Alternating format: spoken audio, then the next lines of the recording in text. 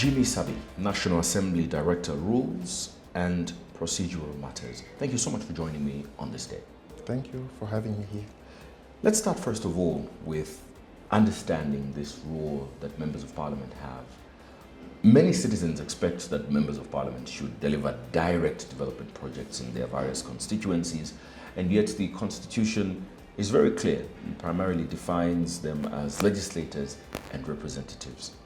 How should the role of MP truly be understood in Zambia's governance system? The role of a member of parliament in Zambia is fourfold. In short, there are about four functions of members of parliament. One, they are legislators, they make laws. Two, they are representatives of the people, particularly for the constituency-based members of parliament. Then, they're also responsible for oversight over government activities or activities of the executive. And finally, they are responsible for passing the budget. If I go through maybe, just to expand on that, if we look at representation, they represent the interests of their constituents and bring issues affecting their constituents to Parliament for the executive or the government to take action on those. Then if you look at the budgetary approval process, when the budget is made by the executive, it is brought to Parliament for approval. In that process of approval, the budget itself is examined in detail. Each head of expenditure is looked at from left, right, and center.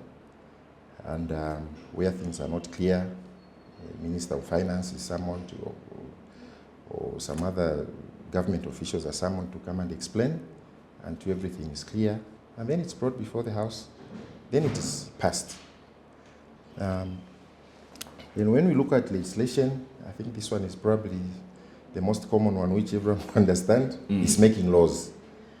Laws are usually brought by the executive, but the backbenchers also have an opportunity to bring laws for enactment. So when a law is brought, it passes through various stages before it is finally passed or not passed. Then, with regard to oversight, there are several oversight mechanisms that Parliament uses to hold the government to account. For instance, we have the committee system. Through various committees, particular wings of government or departments of government are checked to see whether they are being run according to what is prescribed. The other form of oversight is through questions. Backbenchers pose questions to ministers, and the ministers are expected to give responses on exactly what the question is demanding. I think that is one of the most popular mechanisms, because nearly on each day we have questions which are posed to the ministers. Very interesting what you've outlined, and I'll pick on some of the things that you've said. When you were introducing the discussion around representation of the people, you said members of parliament that are constituency-based. Members of parliament that are constituency-based, and this is to suggest or indicate that there are other types of members of parliament. Would you explain to the viewer the other types of members of parliament that are there, apart from the 156 constituency-based MPs? Right. In addition to the 156 members of parliament who hold constituencies, we have 8 who are nominated by the president. Those do not hold the seats, but they are also members of parliament, and they perform basically almost the same things, of course, except the part of representation, since they do not have a particular constituency. But being members of parliament, then they represent everyone else across constituencies, unlike those who hold particular constituencies. Yes. So those are the only other members of parliament that we've got. Do we also consider, people like the vice president, the speaker, Yeah, and the like? we still have 3 other members of parliament, apart from those 8.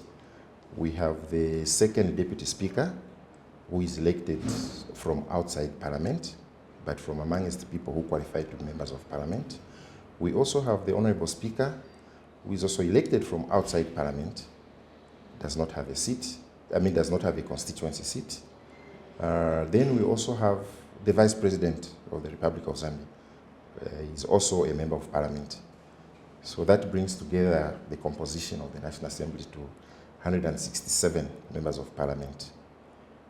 156 who hold constituencies, 8 who are nominated by the president, and then we have 2 presiding officers or speakers and the vice president. When we look at members of parliament and how they strike the balance, would you tell me how parliament strikes a balance between MPs' legislative duties, making and amending laws, and increasing expectation from constituents for MPs to deliver tangible development using, for example, the Constituency Development Fund? I think members of parliament, first of all, at the beginning of a parliamentary calendar, the calendar is drawn out, which shows how many times parliament will sit and from which date to which date. Then in between, we have breaks. Actually, parliament sits 3 times in a year. We have the first sitting, which we are in now, from September to December. Then we have the next one, and the main focus of this sitting is budget approval process. Then we have the next one, which comes from February to March, April. That one, the main focus is legislation or passing legislation. Then we have the last one, which comes from June to July and sometimes into August. That one is, we call it the meeting for adopting committee reports. Now, those are just the major focus on a particular meeting, but that does not mean that's the only business which is considered. Other businesses come in, but the major focus is one of those. So when the House is not sitting, for instance, the House will adjourn in December. During that break, members of parliament are expected to go back to their constituencies and go and carry out the other functions. Not all of them are expected, because some may be involved in committee work or other activities which take place during the break. But the majority of them, I think, will have the time where they can go to their constituencies and carry out the other functions, such as inspecting CDF projects, and also any other developmental activities that are going on in their constituencies. And also even just to meet the people, hear from them. You may have a message from them from Parliament that in the last sitting of Parliament, this is what happened. And the people may also have something to share with him or to bring for his attention. Yes. When you highlight these issues, is it then fair for citizens to have an expectation that members of parliament must directly administer development in their constituencies? Because if they speak on behalf of the people, for example, representing the people, then they can speak with regards development as well. So is it a fair expectation for members of the public to expect development to come from their MP? Probably it's a misunderstanding. From the explanation I gave, the Member of Parliament is not directly involved in taking development. Their role is, of course, to lobby, bring issues to Parliament, present the problems which they have. For instance, if they need a bridge at point A, it's the duty of the MP to bring to the attention of the executive, because the pace lies with the executive. And when that money is released, or construction of a particular bridge has been approved and is released, it's the duty of the MP to follow up the process until completion. Otherwise, it's not the duty of the MP to go and build that bridge. His duty is to facilitate, to push government to ensure that that particular bridge is constructed. probably we need to do more to sensitize the people on the role, what the role of an MP is. So an MP lobbies for the development to be taken there, Precisely. and they lobby from a different arm of government. But within this context, who then, should I ask, should be held accountable for administration of development? If, for example, the people do not have a bridge and a member of parliament says they lobbied, they did go to parliament and they told the house that there's a bridge that is needed in Rhodes Park and this bridge is not brought forward, who must be held accountable in this case? That's a little bit difficult to say who must be held accountable, because let's take Parliament. The 156 MPs, each one has got issues in their constituencies, and they submit all of them to the executive. Now the executive has to sit down and plan and evaluate and look at a particular need.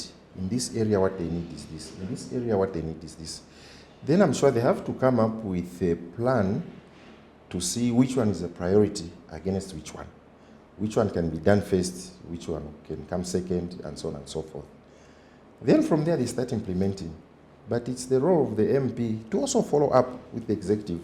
How far have you gone with this project which I requested? When is it coming? Mind you, Jonah, the resource envelope is always not adequate to meet all the needs at the same time. But if you plan to move in a certain way, by the end of a certain period, you should be able to accomplish what you had intended to. Before I leave this issue, how does this work in terms of registering these concerns from the various constituencies and them arriving at the executive? Does Parliament or National Assembly issue reports to the various ministries or various arms of government on some of the demands being made by members of Parliament, or how does this demand reach these responsible wings of government? Is it just on the floor and the various ministries take note of what's happening, or is there another way that these issues are brought to the attention of government after the member of Parliament speaks on the floor? I think it's twofold. Mind you, the government is everywhere throughout the country. So at a local level, let's take a district like, say, Kabombo. If they need a school, it's not that until the MP goes to Parliament to go and make a representation that we need a school in this area. There is an education office at the local level, I'm sure, which will be notified. Then through the structures, they also pass on that information to the executive, that here we need this.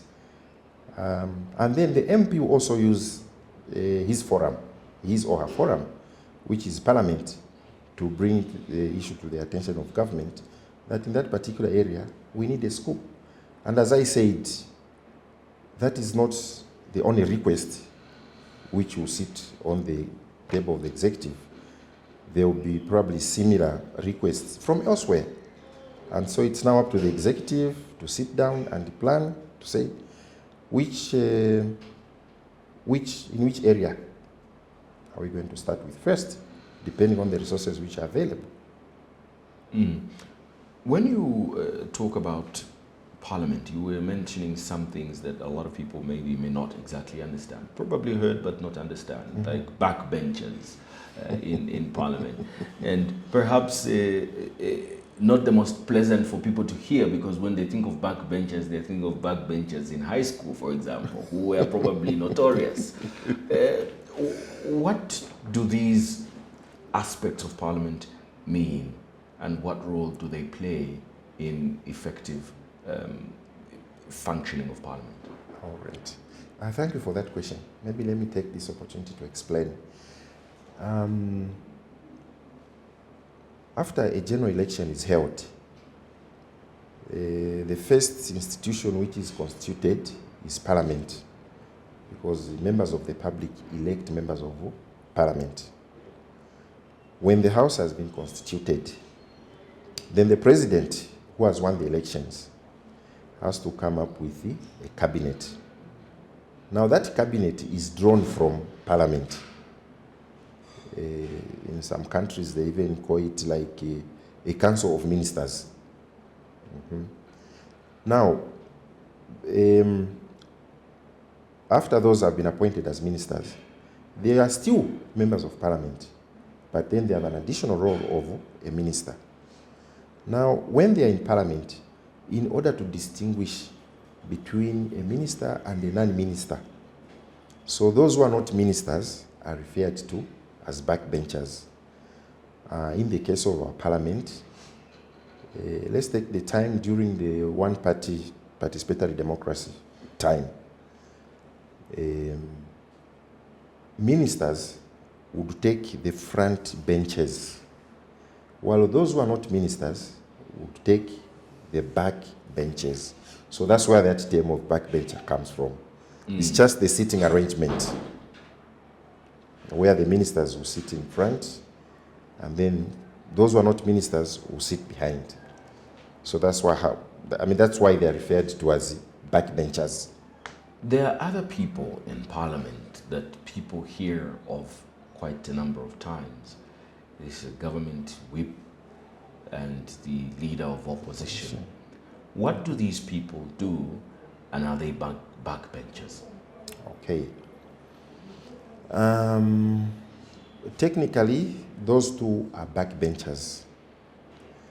But because of the role that they've been given, they've been elevated to the level of a cabinet minister. Let's start with the government chief whip. The government chief whip coordinates the work of parliament as well as the work of the executive. Mind you, the executive is drawn from parliament. So the chief whip is there to mobilize, first of all, his party, to also mobilize the ministers with regard to their roles in parliament. Then on the other hand, the leader of opposition is also more like a coordinator of the largest opposition party. So the leader of opposition is responsible for only one political party in parliament, which is the largest. Yes. And not all the other opposition political parties. In general terms, he's also responsible for all the other parties. But mainly, it's the largest opposition party.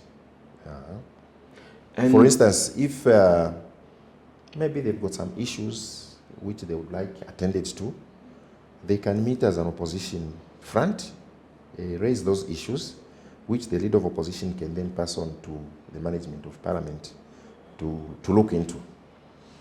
Is these two responsibilities that we've talked about, the chief whip and the leader of opposition, yes, are these two individuals paid for these roles? Apart from being a member of parliament, are they paid for being a chief whip?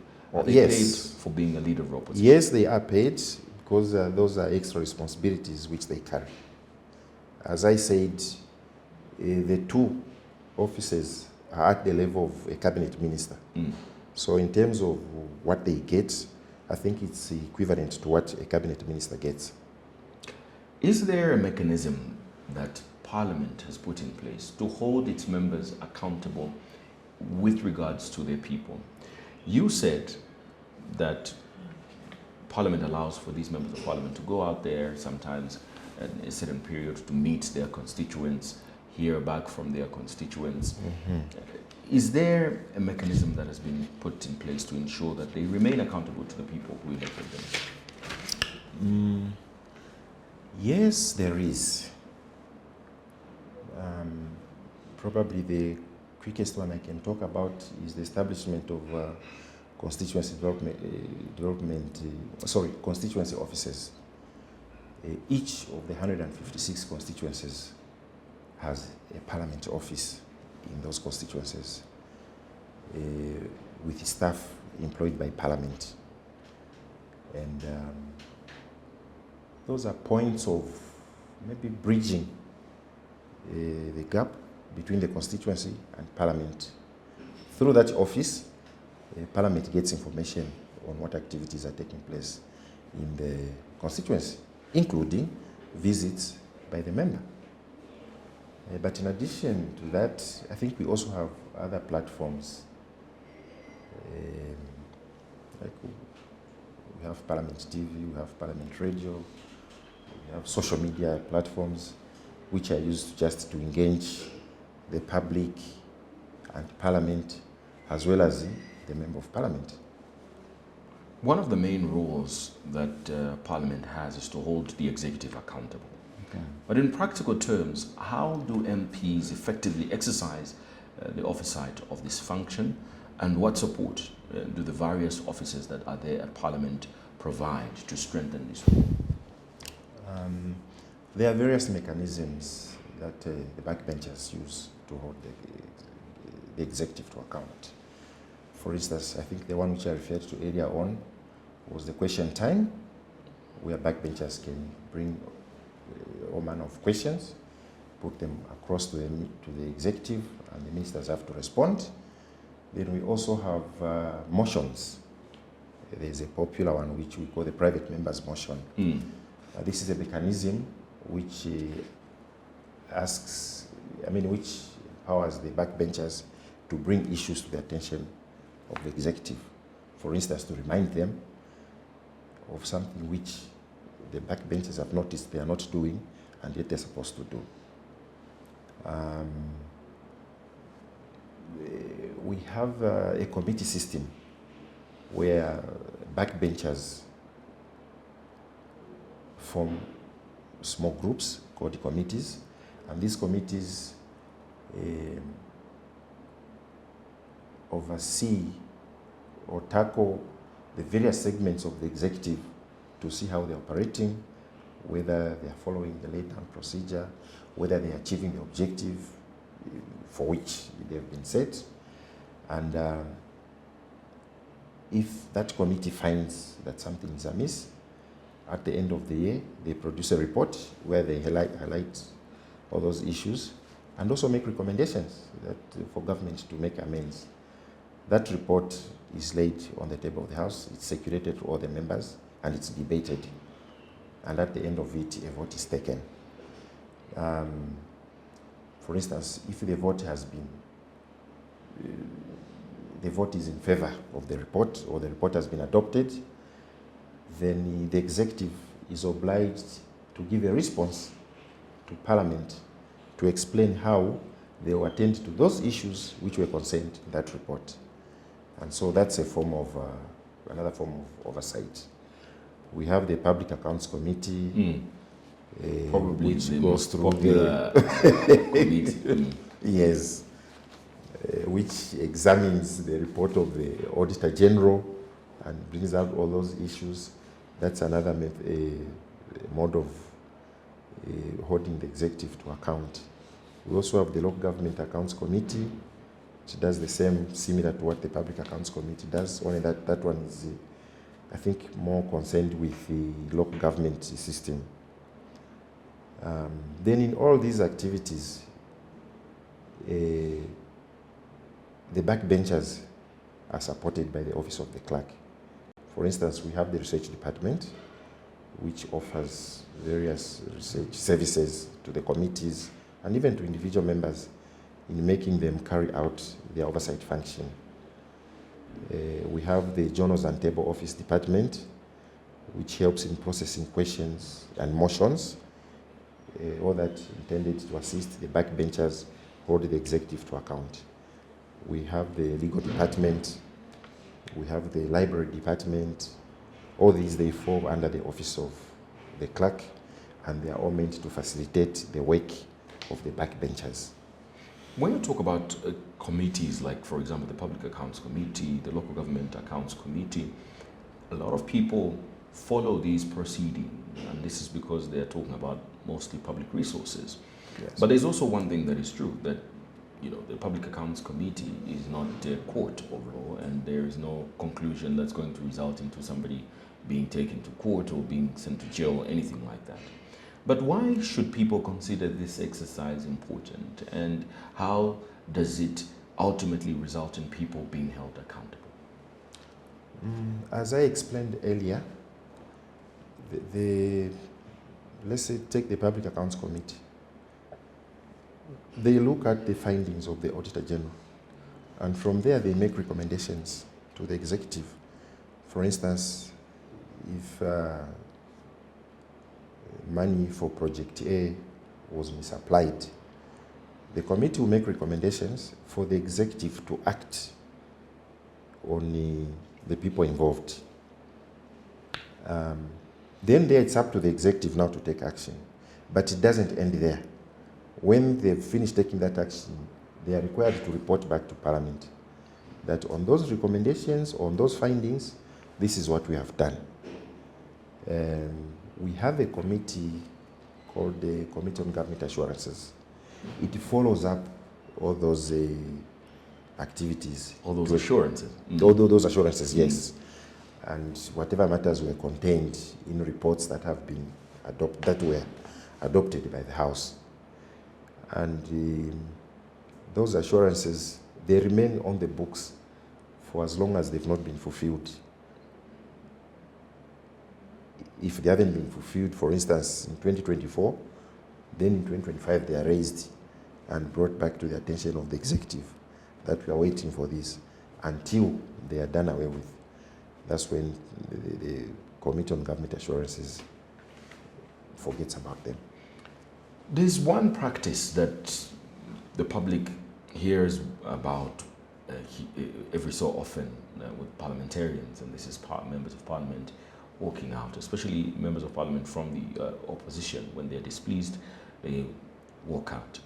And some members of the public find this rather odd. Are members of parliament allowed to walk out of proceedings, and when do some of them get in trouble for walking out?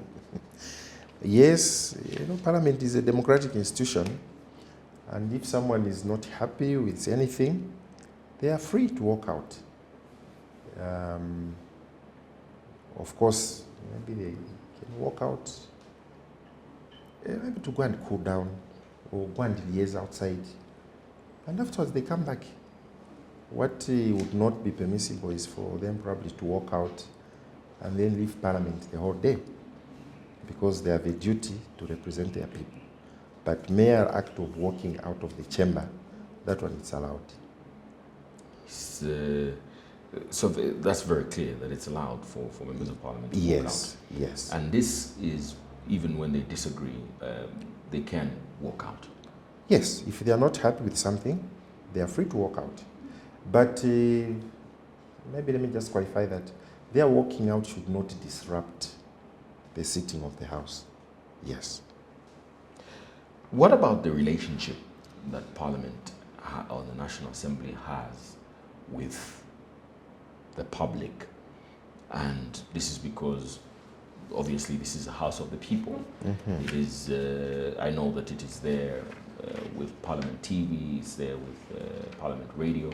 But how open is Parliament to members of the public? To what extent can members of the public be a part of the National Assembly? I think under the reforms that are ongoing at Parliament, the institution has made efforts to be open to the public, and I think to date continues to encourage the public to engage with the institution. For instance, we encourage people to visit Parliament and just to see how business is undertaken on the floor of the House. And to this effect, I think nearly every day now, there's always a group of visitors that come. Then, of course, we have radio and TV stations, and the public are encouraged to get in touch, I think, especially on some programs, if they have any issues, to have them clarified. We have a public relations department, which also issues statements from time to time aimed at strengthening our ties with the public out there. And constituency offices also, for those who are far away from Parliament, are centers where the public can engage Parliament through those constituency offices. We even call them information centers because some of, all of them are now even stocked with some information on Parliament. So the members of the public, especially in rural areas, if they want to learn something about Parliament, they can simply walk to the constituency office and ask our staff there whatever questions that they have, and they can help them. So these are just but some of the mechanisms that Parliament is trying to strengthen engagement with the public. The Parliamentary and Ministerial Code of Conduct outlines standards of integrity Yes. as well as accountability. How does this code guide members of Parliament's behavior, and what actions are taken when a member of Parliament breaches ethical or conflict of interest rules? I think that code of conduct is meant to guide our members of Parliament, both backbenchers and ministers, like to guide them on how they should conduct themselves while holding that office. There are issues of, for instance, conflict of interest. When you are dealing with a matter in which you have an interest, you are expected to disclose or excuse yourself. That can be part of this because you have this interest. Now, where that code is broken, there is a committee which is responsible for carrying out a hearing on the concerned member who may have broken that code. And the committee will invite the member, and they also bring in witnesses, and at the end of it, they will pass a recommendation to the Honorable Speaker that what should be done on this case is this. Depending on the severity of the matter, a member may be censured or a member may be suspended. And in the worst scenario, they may even lose their seat. Is this conduct only in the grounds of Parliament, or does it apply even when the Member of Parliament is going about their business outside of Parliament? It depends on exactly what they've done. For instance, if whatever is done outside Parliament, it was done in their capacity as a Member of Parliament, then they are answerable. Whether it was inside Parliament or outside Parliament. From your observation, from your experience, what are some of the biggest misconceptions that the public has about what members of Parliament are supposed to do, and how can Parliament help to bridge this understanding gap? I think if we go back to what we talked about earlier, the misconception of what the role of a Member of Parliament is.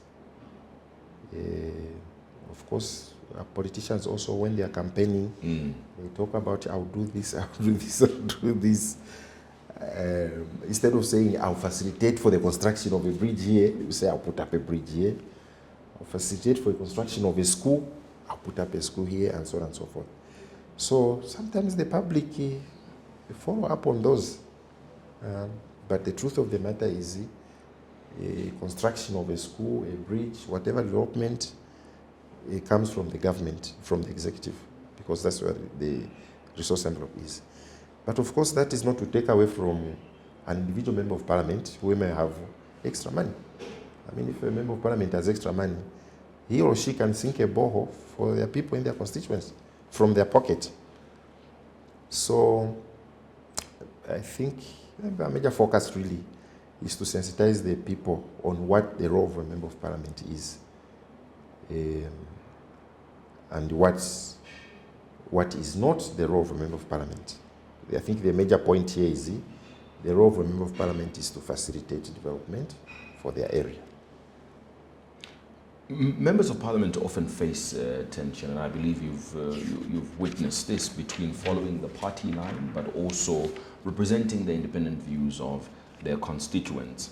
How does Parliament guide or support members of Parliament in balancing the party line that they're part of or whichever political ideology they support and national interest? When members are elected at the beginning of the Parliament, for instance, let's talk of the current House. It was elected in 2021. Before the members even took their seats, a rigorous induction is held to just try and bring them to introduce them to what is expected of them. That as a member of Parliament, you're expected to do this, you expect to do this. So a lot of capacity building workshops are held to prepare them to take up their role as a member of Parliament. And with regard to the issue of maybe an individual member's interest versus the party interest, in the chamber, a member is free to vote the way they want. They are not bound by the party issues, no. If there are party issues, though, that are dealt with outside Parliament, a member of Parliament, for instance, cannot be penalized by Parliament because he voted against a particular party. No. In Parliament, members are free to vote the way they want. So it's up to them which direction to take on a particular matter. Yes. Let me take you back a little bit before we wind up our interview. And you were, when we were talking about representation of the people, I just want to get it clear. Is there anything members of the public can do when a member of Parliament, for example, is not in touch with them? This has been a common complaint by a lot of people, that after an election, their member of Parliament disappears and they resurface when there's another election that comes up. Are the public helpless, or is there something they can do to bring this to the attention of the National Assembly? At the moment, well, there's something they can do, yes. Through the constituency office, they can bring the matter to the attention of Parliament that our MP hasn't been seen. Then the Parliament, I'm sure, can find an opportunity to sit down with the member that we've received these complaints from your constituency. Is there anything you can do to strengthen your relations with the people who voted for you? But outside that, like provision in the Constitution, there is nothing provided for, like say, a member can be recalled because they are not, not that I'm aware of. One of the things that obviously people talk about and is public trust, finally, in Parliament, which is essential for democracy. What steps is the National Assembly taking to promote transparency, civic education and professionalism among members of Parliament so that the institution remains credible and respected? I think a number of activities are in place. As I said, various capacity building programs have been held, and both within the country and sometimes outside the country. And we've had some good working relationships with some NGOs that have come to help us undertake these capacity building programs. And like I said at the beginning, in the course of the interview, when members have been elected, they're inducted through various mechanisms to bring them to understand what is expected of them as members of Parliament. Finally, what does it mean when Parliament says, or members of Parliament say they have immunity when they are on the floor of the House based on what they say and everything in between? What exactly does it mean that they have immunity? That immunity is conferred on them for what they say in the House.